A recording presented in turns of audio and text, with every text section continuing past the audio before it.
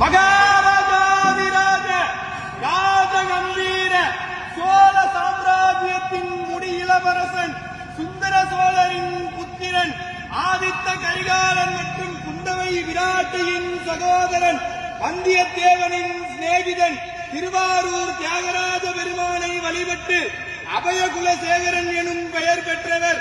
தெற்கே இலங்கை வரை சோழர்கள் நிலையாக விரிவு செய்தவர். தெய்வீகமான சொல்லாற்றும் நீதிமானாக இருந்து அருள்மொழிவர்மன் சேர சோழ பாண்டிய நிலைகளை ஆட்சி செய்த மும்முடி சோழன், கலங்கர் கோட்டையை வென்ற கலஞ்சர சோழன், கோயில்களை கட்டிய திருக்கோயில் சோழன், மக்கள் நலன் நியாயம் காட்டிய மண்மணி சோழன், தஞ்சையை ஆண்ட தஞ்சை வல்லவன், சிவபக்தியில் சிறந்த சிவபாத சேகரன், திருமுறை கண்ட சோழன், மகா கலைஞன், மாநகர் அரசன், கடல் வீரன், சோழ வம்சத்தின் மிகச்சிறந்த ஆளுமை கொண்ட தெய்வீக அரசன், நம் பெரும்பாட்டன் பேரரசன் ராஜராஜ சோழன் வருகிறார்.